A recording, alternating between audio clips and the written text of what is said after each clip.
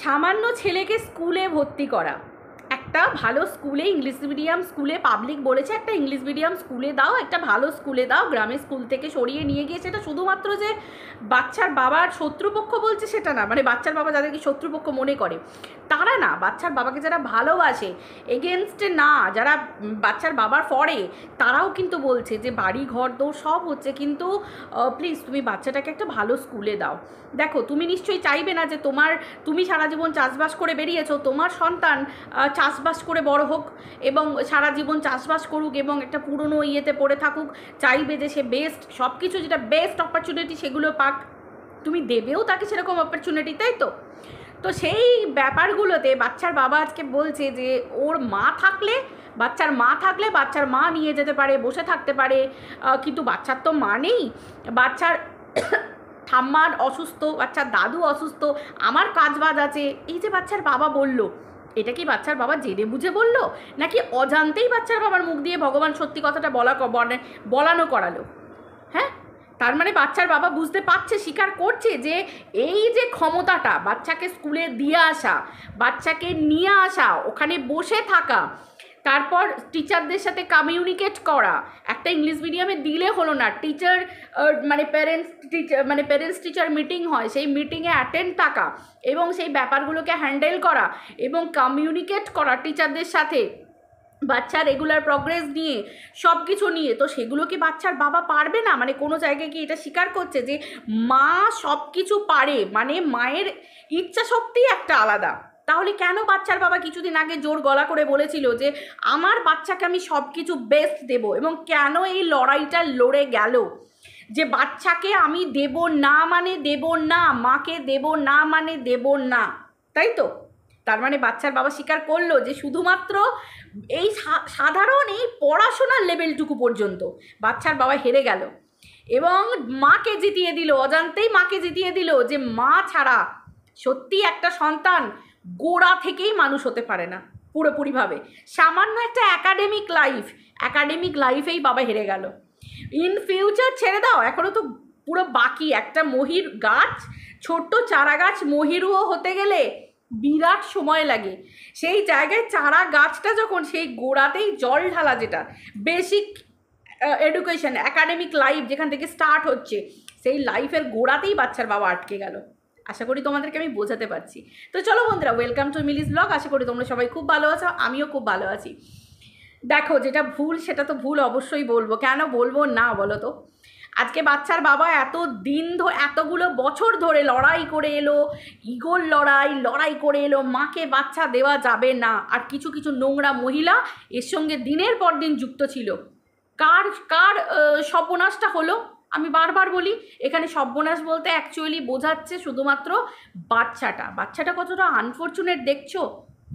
বাচ্চাটার এতটুকু কপাল নেই যে বাচ্চাটার বাবা বাচ্চাটাকে একটা ইংলিশ মিডিয়াম স্কুলে ভর্তি করবে, বাচ্চাটা সেখান থেকে শিক্ষা পাবে। কেন না, দিয়ে আসা নিয়ে আসার অসুবিধা, ঠাকুমা দাদু, মানে এই আস্তে আস্তে প্রবলেমগুলো তৈরি হচ্ছে।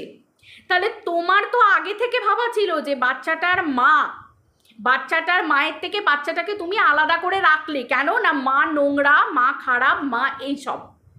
তোমার স্ত্রী খারাপ হতে পারে, তোমার স্ত্রী নোংরা হতে পারে, তোমার স্ত্রী চ্যাট করতে পারে, তোমার স্ত্রী ঘর ছেড়ে বেরিয়ে যেতে পারে, কিন্তু তোমাকে কেউ অধিকার দেয়নি একটা সন্তানের মাকে দাঁড় করিয়ে নোংরা বলার। কারণ একটা সন্তানের মা সবসময় সন্তানের মাই হয়। দিনের পর দিন সন্তানটাকে সামনে রেখে একটা আইনি লড়াই চালিয়ে গেছো কি না, বাচ্চাকে দেওয়া যাবে না। আজকে আমরা যারা সন্তানের মা, আজকে আমরা ভালো করে বুঝতে পারছি যে একটা ভালো স্কুল, একটা একাডেমিক লাইফ, এগুলো কতটা একটা বাচ্চার জন্য নেসেসারি, কতটা জরুরি, কতটা দরকারি একটা বাচ্চার ক্ষেত্রে। যুগের সাথে তাল মিলিয়ে চলতে গেলে, আমাদের যুগে বেঙ্গলি মিডিয়াম ছিল, চলেছে, তাও আমাদের বাবা মায়েরা যতটা রোজগার করেছে আমাদেরকে সেই সময়কার যুগে ইংলিশ মিডিয়ামে ভর্তি করেছে। কেন না, তারা যদি না পড়াশোনা করে থাকে, তারা চাইবে তাদের সন্তান যেন বড় হোক।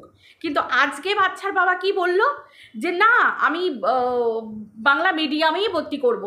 আমি বলছি না বাংলা মিডিয়াম খারাপ, আরে ভাই আমরা বাঙালি, আমাদের মাতৃভাষা বাংলা। এই যে আমাদের যারা শিক্ষা দিয়েছেন, মানে আমাদের সময়, তারা কি ইংলিশ মিডিয়াম থেকে বেরিয়েছেন সবাই?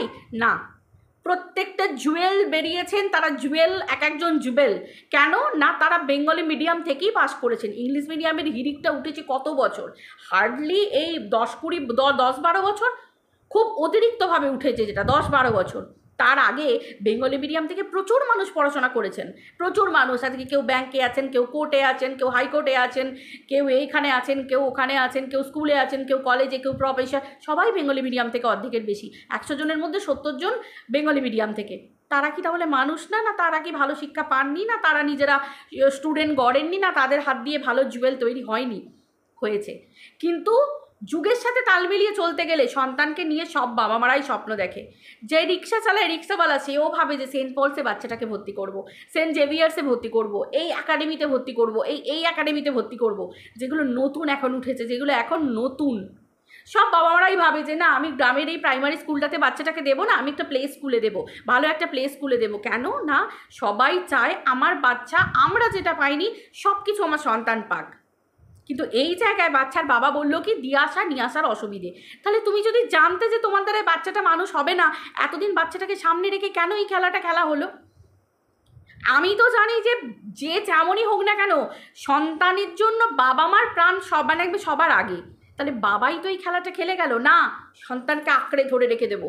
পার্শে মাছ খাওয়াচ্ছি, পমফ্রেট মাছ খাওয়াচ্ছি, পাবদা খাওয়াচ্ছি, তোপসে খাওয়াচ্ছি। মা তো ভিখিরি, মা তো অন্যের বাড়িতে থাকে, মা তো অন্যের লাত খেয়ে বেঁচে আছে, মা তো বাপের বাড়ি পড়ে আছে, সেখানে পয়সা দিলে তবে খেতে পায়। তার মানে আজকে বাচ্চার বাবা স্বীকার করছে, আজকে বাচ্চার বাবা স্বীকার করছে। আজকে টিনা দিল্লির মতো জায়গাতে ফ্ল্যাট নিয়ে আছে, নিজের রেন্টে আছে, একটা মেয়ে নিজের পায়ে দাঁড়িয়ে আছে, নিজের পায়ে। তাহলে বাচ্চার বাবা বাচ্চার মায়ের কাছে হেরে গেল? লে হালুয়া। যে এত নীতি জ্ঞান, এত ভদ্র, এত নম্র, আমি ছোট করছি না, আমি ক্যারেক্টার নিয়েও কিছু বলছি না, এখানে ক্যারেক্টারের অ্যানালিসিস করতেই চাইছি না, একটা মানুষ হিসেবে অ্যানালিসিস করতে চাইছি। যে বাচ্চার বাবা এত ভালো, এত ভালো, আজকে তার কমেন্ট সেকশানে তার ভালোবাসার মানুষরা তাকে কমেন্ট করছে যে তোমার বাচ্চাটাকে, সব মানছি কিন্তু বাচ্চাটাকে, কারণ প্রত্যেকে তারা মা, তারা প্রত্যেকে মা, তারা প্রত্যেকের কোলে সন্তান আছে, তারা সন্তানের জন্য কোনো মা কখনো ভুল অ্যাডভাইস দিতে পারে না। তাই সেই মানুষগুলো বাচ্চার বাবার কমেন্ট সেকশানে এসে কোনো ভুল কমেন্ট করেনি, তারা কিন্তু বারবার বলছে শুধু খাওয়া পড়া ঘোরা বার্থডে কেক হেনা তেনা করলেই কিন্তু বাচ্চা মানুষ হয় না। একটা ভালো পড়াশোনা, একটা একাডেমিক লাইফ দিতে হয়, মানে একটা ফিউচারটাকে যাতে তুমি উজ্জ্বল করতে পারে, মানে স্টুডেন্ট অ্যাজ আ স্টুডেন্ট তার ফিউচার যাতে ব্রাইট হয়, তার জন্য বাবা মাকে চেষ্টা করতে হয়। আগে ঠেলে তাকে ধাক্কাটা বাবা মাকে দিতে হয়, তাই তো? আগে ফার্স্ট পুশটা বাবা মাকে করতে হয়, তারপর সেই সন্তানকে ঠেলে দিলাম, সে কিছুটা এগিয়ে গেল, তারপর স্কুল লাইফ আস্তে আস্তে আস্তে আস্তে কলেজ লাইফ ফেনা টানা করতে করতে সে ছেলে আসল ছেলে হয়ে বেরিয়ে যাবে। তো এটাই তো সব থেকে বড় কথা। আজকে বলছে যে না আমি স্বার্থপর কিনা বাবা মাকে দেখবে বলে। আরে ভাই, কোন জায়গায় আমি অন্তত বুঝতে পারলাম না। এই জন্যই বলে যে পেটে মানুষের শিক্ষা দরকার।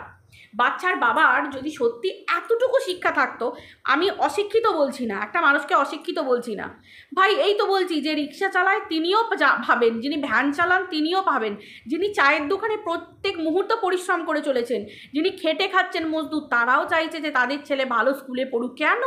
কিসের জন্য? যে তাদেরকে ভবিষ্যতে দুবেলা দুমুঠো খেতে দেবে, পড়তে দেবে, তার জন্য তাকে বুকলে আঁকড়ে ধরে রাখবে বলে যে হ্যাঁ আমাকে খাওয়াবে, আমাকে পড়াবে। মানে একটা বাবা মা কী করে একটা বাবা কী করে এতটা স্বার্থপর হতে পারে, যে কিনা আগলে এতদিন রাখলো এবং আইনি লড়াই খেলে গেল যাতে মাকে না দেওয়া যায়, মাকে চরিত্রহীন প্রমাণ করা রাস্তায়, যে মাকে সন্তান দেওয়া যাবে না। আর আজকে নিজের অজান্তেই অকপটে স্বীকার করে গেল যে মা ছাড়া বাচ্চাটাকে বাইরে স্কুলে নিয়ে যাওয়া অসম্ভব। কারণ কেন? বাড়িতে বয়স্ক মানুষ অসুস্থ। আমরা যখন চিৎকার করে এই দিকের মানুষগুলো বলতাম যে সবাই জানি আমরা যে বাচ্চার বাবার মা বাবার বয়স হচ্ছে, তাদের এটা কোনো অপরাধ নয়, তাদের শরীর আস্তে আস্তে সাথ দেওয়া ছাড়বে। তো সেই অবস্থায় তাদের পক্ষে সম্ভব নয় বাচ্চাটাকে স্কুলে নিয়ে যাওয়া, তাকে খাওয়ানো, তাকে পড়ানো, একটা চঞ্চল বাচ্চাকে মানুষ করানো, পড়াশোনা, তাদের ধৈর্য কমছে, সাংসারিক ধৈর্য কমছে। আর বাচ্চার বাবা না বললেই নয়, আর কি বলবো, কিছু বলার নেই। একটা মা ছাড়া একটা সন্তান পুরোপুরি মানুষ হতে পারে না, কোনো দিন পারে না। এক্ষেত্রে কি হচ্ছে জানো? চোখের সামনে আমরা একটা ছোট্ট ফুলকে মানে গুঁড়িয়ে যেতে দেখছি, নষ্ট হয়ে যেতে দেখছি, পাপড়িগুলো ছিঁড়ে পড়ে যাচ্ছে, ঝরে যাচ্ছে, ফুলটা শুকনো হয়ে যাচ্ছে। শুধু দুবেলা চিকেন মাটন এই মাছ ওই মাছ করে বাচ্চা মানুষ হয় না, কখনো হয় না। কোলের কাছে রেখে দিয়ে বাচ্চা মানুষ হয় না, তাকে প্রপার একটা পড়াশোনার ঠিকঠাক জায়গায় দিতে হয়, একটা হেলথ চেক আপের ক্ষেত্রেও হয়। আমি কোনো ডক্টরের কাছে, সেই কখন সর্দি হবে তবে একটা ডাক্তারের কাছে নিয়ে যাবে, কখন হবে তাও একটা হসপিটালে, একটা কোনো পার্টিকুলার ডক্টরের কাছে, একটা চাইল্ড স্পেশালিস্ট। আশা করি চাইল্ড স্পেশালিস্ট আজকাল বিভিন্ন জায়গাতে আছে, একজন নামকরা এরিয়ার মধ্যে চাইল্ড স্পেশালিস্ট একটা ফিক্সড করে রাখলেই হলো যে হ্যাঁ যিনি সার্ভিস দিতে পারবেন 24 ঘন্টা, তাই তো? সেই চাইল্ড স্পেশালিস্টের কাছে আমি আমার বাচ্চাকে রাখলাম। ভ্যাকসিনেশন আমরা কখনো দেখি না বাচ্চাটার কোনো ভ্যাকসিনেশন হয়েছে বলে, কারণ আমাদের বাচ্চাদের যে ভ্যাকসিন নেওয়া হয়েছে, তো জানি না কীভাবে কি ভ্যাকসিন, আমি সত্যি আমার এটা খুব কিউরিওসিটি, মানে তোমরা বলতে পারো আমার এটা কিউরিওসিটি কেমন, কারণ হচ্ছে ভ্যাকসিনের ব্যাপারটাই আমার খুব মনে হয় যে বাচ্চাটাকে আমি কখনো শুনলাম না যে বাচ্চাটার কোনো ভ্যাকসিন হচ্ছে একটা প্রপার বয়সে, মানে 5 বছর বয়সী যে আমার ছেলে, প্রায় ওর আর ওর একই বয়স। তো সেই ক্ষেত্রে এই শিকুকেও এই 2 দিন আগে ভ্যাকসিন দিয়ে নিয়ে আসলাম, তার আগে হলো কদিন আগে, কয়েক মাস আগে হলো, কিন্তু এই বাচ্চাটাকে কখনো ভ্যাকসিন দিতে দেখি না। তারপর রইল প্রপার একটা ডায়েটের মধ্যে রাখা, বাচ্চাটা সবজি খুব কম খায়, আমি বলছি না যে বাচ্চাটাকে খেতে দেয় না, কিন্তু ব্যাপারটা হচ্ছে যে মানে বাচ্চাটার খাবারের একটা প্রপার ডায়েট মানে একটা ডায়েট চার্ট যে থাকে, এই সময় একটা বাচ্চার ব্রেনের যে গ্রোথটা হবে এবং ওর যে মানে একটা ব্রেনের গ্রোথ মানে কি, মানে ম্যাচিওরিটি আসবে, ব্রেনটা ম্যাচিওর হবে এবং ওর যে একটা গ্রোথ ঠিকঠাকভাবে হবে, সেই জিনিসটা মানে সেটা। তারপর বাচ্চার একটা স্পষ্ট কথা বলা, এই যে ব্যাপারটা একটা থ্রো, বাচ্চাটার সাথে তুতলে কথা বলে, বাচ্চার বাবা কথা বলে, এই যে কতগুলো পয়েন্ট, এগুলো ছাড়তে হবে, না ছাড়লে বাচ্চাটা কখনো একটা প্রপার পরিবেশের মধ্যে আসতে পারবে না, ঠিকঠাকভাবে আসতে পারবে না। তো এই সব কিছুর জন্য একটা মায়ের দরকার, একটা মা বাচ্চার টাচ করে বলে দেবে, একটা ছোঁয়া, গালে আঙুল ছুঁলেও বলে দেবে যে বাচ্চাটার কি প্রবলেম হচ্ছে, বাচ্চাটা হাঁ করলে বলে দেবে, কান্না শুনলে বলে দেবে বাচ্চাটা দুধ খাবে না জল খাবে না, বাচ্চাটা সর্দি করেছে না ঠান্ডা লেগেছে না বাচ্চাটার কষ্ট হচ্ছে, একটা মা বলে দেবে। এই মা নিয়ে বলতে গেলে অনেক মানুষ অনেক কথা বলবে যে মা কেন ছেড়ে গেছে, মা কেন এই গেছে, মা কেন ওই গেছে, কে গেছে কে কি হয়েছে আমরা সেগুলো সব জানি, কিচ্ছু অজানা নয়। কিন্তু একটা খেলা যে খেলা হলো এত বছর ধরে, সেখানে অনেক মানুষ, অনেক পুরুষ, অনেক নারী অনেক অ্যাডভাইস দিয়েছে। আমি বারবার বলতাম এখানে এত অ্যাডভাইস সব চলছে, সবাই ইনকাম করে নিচ্ছে, সব করে নিচ্ছে, কিন্তু লাস্টে ক্ষতিগ্রস্ত কে হবে বলো তো? পরে যখন হিসেব নিকেশের খাতাটা লাস্টে খোলা হবে না, ক্যালকুলেটারে জাস্ট সব হিসেব নিকেশ হবে, তখন দেখবে ক্ষতি আর লসের দিকে হচ্ছে, পুরো পড়ে গেছে লসের দিকে বাচ্চাটা, আদারওয়াইজ কারুর কিচ্ছু না লসের দিকে। এই যে ইগোর লড়াইটা চললো, এই লড়াই ক্ষতি হলো কার? শুধুমাত্র বাচ্চাটার কিন্তু সব কিছু প্রাপ্য, কিন্তু দেখো বাচ্চাটা আজকে সব কিছু প্রাপ্য থেকে বঞ্চিত। আজকে বাচ্চার বাবা তার নিজের ফিউচার ভাবছে, একটা ইংলিশ মিডিয়ামে পড়াশোনা করলে এবং হায়ার স্টাডিজ করলে, আমি বাপকালে শুনিনি যে সেই সন্তানরা যদি তাদের বাবার শিক্ষা, চলো মা না হয় খারাপ, মা না হয় নেই, বাচ্চার বাবা বললো মা নেই ওর, ঠিক আছে চলো মা নেই, তো বাচ্চার বাবার শিক্ষা যদি ভালো থাকে, বাচ্চার বাবার পরিবারের রক্তই তো গায়ে বইছে বাচ্চাটার হিসেব মতো, আবার বাচ্চার মায়েরও বইছে, অবশ্যই বইছে, কিন্তু বাচ্চাটা মানুষ হচ্ছে কোথায়? সে তো আর মায়ের কাছে মানুষ হচ্ছে না, মা না হয় চরিত্রহীন, চলো বাবা ইয়ে দিয়েছে, ধাব্বা দিয়েছে, স্বামী ধাব্বা দিয়েছে, স্ত্রী চরিত্রহীন, কলঙ্ক লিপে দিয়েছে, তো সেই জায়গায় বাচ্চা তো তৈরি হচ্ছে বাচ্চার বাবার কাছেই, বাচ্চার ঠাকুমা দাদুর মানে সারাউন্ডিংসেই তৈরি হচ্ছে, তাহলে সেই জায়গায় কি করে বাচ্চাটা খারাপ হতে পারে? নিজের শিক্ষা, নিজের দেয়া বুদ্ধি, নিজের দেওয়া পারভারিশ, এটার উপর বাচ্চার বাবার বিশ্বাস নেই, তার জন্য হায়ার স্টাডিজের জন্য না পাঠিয়ে বাইরে এবং ভালো অপরচুনিটিস বাচ্চার কাছে আসুক, এটা বাচ্চার বাবা চায় না, ওই ঘিসা পিটা বেঙ্গালি ওই তোমার কি বলে আশেপাশে স্কুলে দিয়ে পাতি পড়াশোনা করুক, যা হয় হবে, যদি পরে কোদাল নিয়ে মাঠে নামবে, আর না হলে ওই পুকুর চাষ করাবে, না হলে ওই পোলট্রি ফার্ম খুলে দেবে, এইগুলোই কি বাচ্চার বাবার ডিসিশন? আজকে বাচ্চার বাবা বলছে তার কাছে নাকি পয়সাই নেই, টাকা পয়সাই নেই, তাহলে যার সন্তান ছোট, যার সন্তানকে ভাবার কথা, এত চিল্লিয়ে বলতো আমি আমার সন্তানকে বেস্ট দেব, সব কিছু করবো, একটা বাবা হয়ে আমি তাকে মায়ের সব কিছু দেবো। সত্যি কি তার বাবা মানে মায়ের দিকেরটুকু জিনিস বাবাকে দিতে পারছে? প্রথমেই তো হেরে গেল। অ্যাকাডেমিক লাইফ শুরু হতে না হতে ড্যাং কেটে গেল। বাচ্চার বাবা সেই ভালো স্কুলে দেওয়ার মতোই ক্ষমতা নেই টাকার জন্যেই। তাহলে বাচ্চার বাবা কি করে এত বড় বাড়ি ফাঁদলো, এত ঘর দৌড়, নিজের শখ আহ্লাদ সব কিছু। গাদা গাদা ভিডিওতে বলেছে স্বপ্ন পূরণ, স্বপ্ন পূরণ, স্বপ্ন পূরণ। পৃথিবীতে বাচ্চার বাবার সব স্বপ্ন পূরণ হচ্ছে, শুধু বাচ্চাটাকে নিয়ে বাচ্চার বাবার কোনো স্বপ্ন নেই যে বাচ্চা আমার বড় হবে, ভালো স্কুলে পড়বে, ভালো একাডেমিক লাইফ পাবে, বাচ্চা হায়ার স্টাডিজের জন্য যাবে, বাচ্চা একটা নাম করা একজন জুয়েল তৈরি হবে, সেগুলো নিয়ে বাচ্চার বাবার কোনো স্বপ্ন নেই, তাই তো? তার জন্য কোনো পয়সা তুলে রাখা নেই, কিন্তু স্বপ্ন পূরণের জন্য সমস্ত কিছু পয়সা তুলে রাখা হয়েছে। ওই কি বলে, ওই পার্থিব স্বপ্ন পূরণ, কি একটা বাইক হবে, কি বলে একটা ওই কি আছে জানো বাইকটা, এনফিল্ড নাকি আমি ভুলে গেছি, যাই হোক হোয়াট এভার। তো ওই গাড়ি আছে, এই আছে, ঘর আছে, ঘরে ভালো ভালো জিনিস আছে, এই আছে ওই আছে, সমস্ত স্বপ্ন পূরণের কথা চিন্তা আছে বাচ্চার বাবার, শুধুমাত্র উইদাউট বেবি। বাচ্চা ছাড়া, বেবিটা ছাড়া বাকি সমস্ত স্বপ্ন বাচ্চার বাবার আছে। মানে আমি অন্তত বুঝলাম না। তাহলে বাচ্চার বাবা আজকে হেরোর দলে নাম লেখালো। হেরো, আজকে বলতে বাধ্য হলাম, হেরোর দলে নাম লেখালো। আজকে যে দিনমজুরের কাজ করে সেও বলে যে আমি নুন ভাত খাবো, আমি না খেয়ে থাকবো, বাচ্চাকে একবেলা খাবার দেবো, বাচ্চা স্কুলের ফিস দেবো, বাচ্চাকে দুবেলা খাবার দেবো, বাচ্চা স্কুলের ফিস দেবো, স্বামী স্ত্রী না খেয়ে থাকে। আর এখানে বাচ্চার বাবা বলছে যে আমার স্কুলের আমার ফিস দেওয়ার পয়সা নেই, অথচ লাক্সারিগুলো খুব ভালোভাবে চলছে। Luxurious life. ছেলের বার্থডে বড় করে হচ্ছে, বার্থডে কেক আসছে হাইফাই লেভেলের, কিন্তু স্কুলে দেবার মতো ফিজ নেই।